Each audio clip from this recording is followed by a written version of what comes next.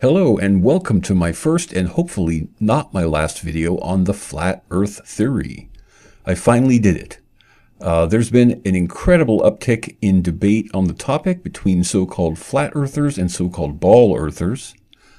While I was leaving a comment about a particular map someone had found, I thought it might be a great opportunity to share some helpful information.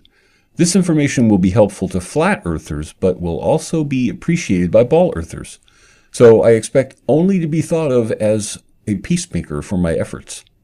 And I expect some respect, at least, for my experience in this specific area, seeing that I'm both a sailor and a pilot with countless voyages at sea and hours in flight. Those of you who know me know of my many adventures and know that I've got some mean navigation skills. But enough about me. Let's start right in and start learning some cool stuff. This is a good refresher for me as well. And I guarantee that if you've recently been involved in debate or discussion on the flat earth topic, from either side or the middle, you'll find this information fascinating. We'll start with this map. This is about the most basic, useful example of a particular type of map. This type of map is called an azimuthal equidistant map. Now, there are versions of this map that look quite different, and many variations because it's one of the map styles that can be more useful by changing its topography depending upon your location and intended use. One thing they will all have in common, though, is they will all be generally circular in shape. However, I have noticed a few people out there citing the map as being a flat Earth map, which I think is incorrect. At least if we consider that they're implying the map maker or cartographer intended to depict a truly flat Earth in this way. In reality, and from examples across many centuries now, this map style has been created by ball earthers looking mainly to depict a ball Earth with a single flat circle. So I think the most logical and honest way to understand what the map is, or what it's depicting, begins with imagining a ball Earth. Even better, we can look directly down on a common globe of the Earth. Now imagine that the two hemispheres, north and south, or top and bottom, are split in two.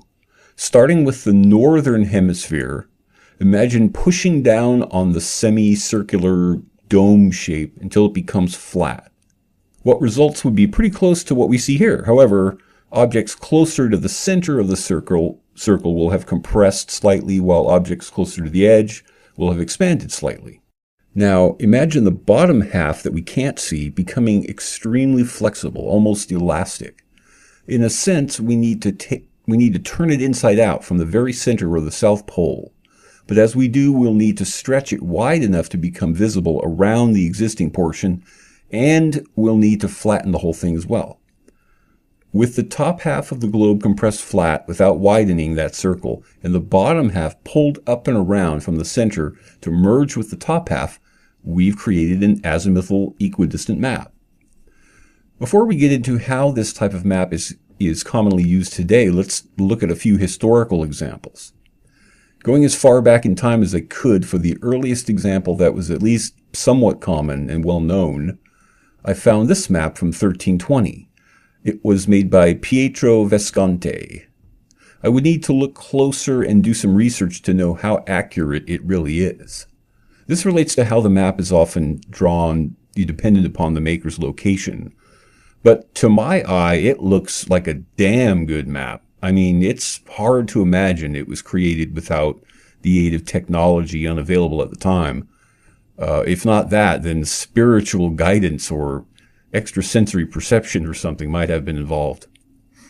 Next, here's an example from 1350 by Ranulph Higden from his Polychromicon. I'm going to go out on a limb and say that this thing is completely whacked out. If you're someone who thinks the Earth is much younger than claimed, that it's expanding over time, or that the land masses have morphed to an extreme degree in the past millennia, then this map may be for you. I believe some of that, by the way.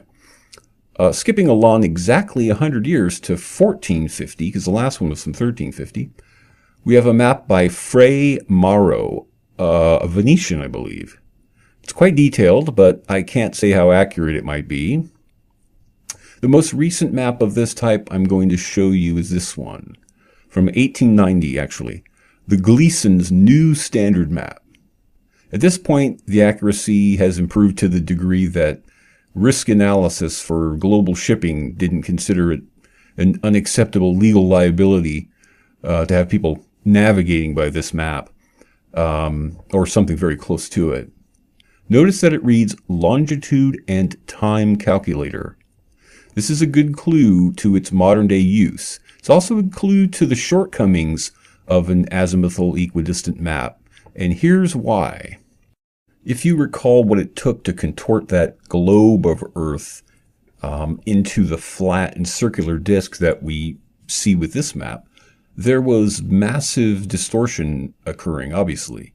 It's like payarding or filleting a ball, which will produce strips all around, but laid flat, those strips will have large triangular gaps between them.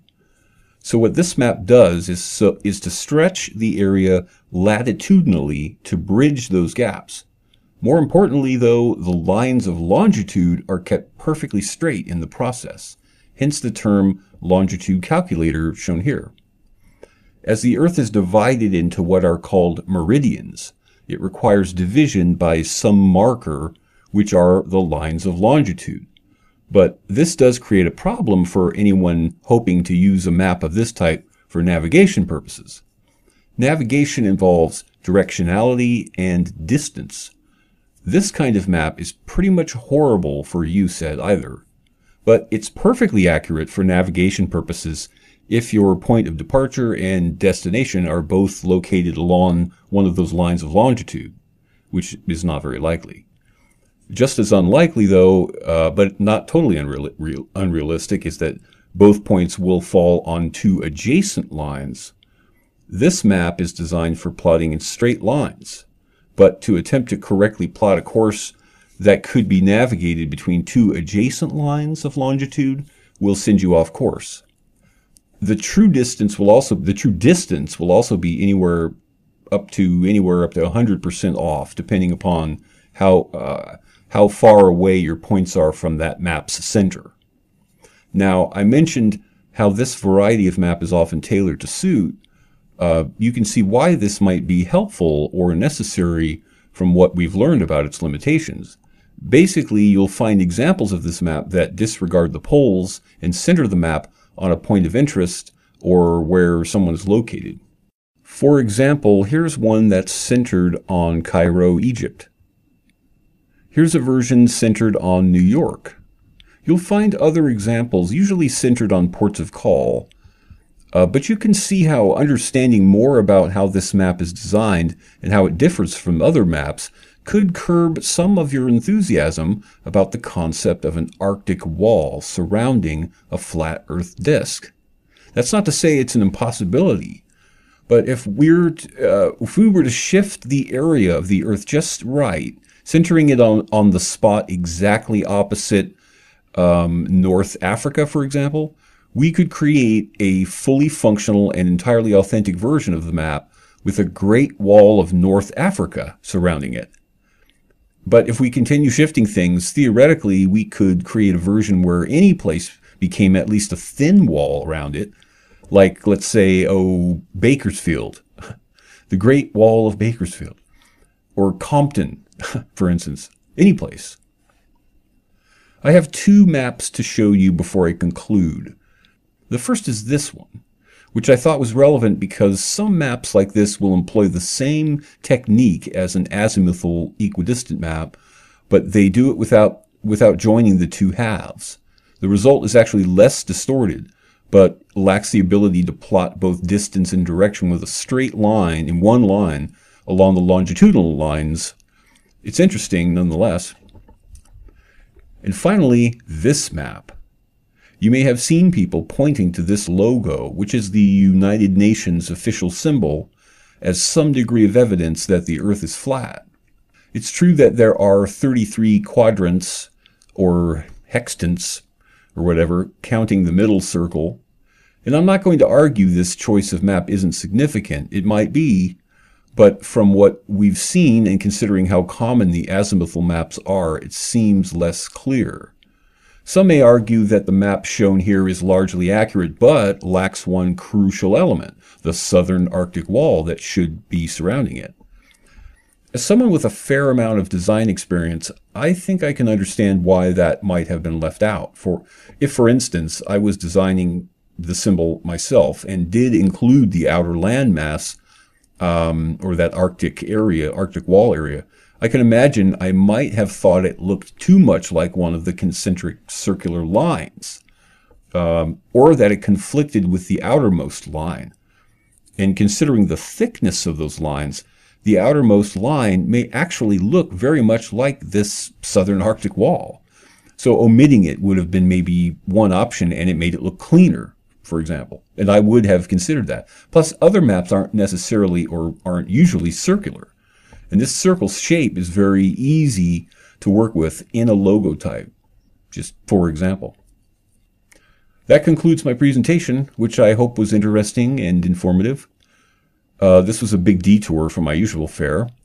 Mainly, I hope it's helpful to all the flat earthers out there whose courage and creativity I do admire. Thank you.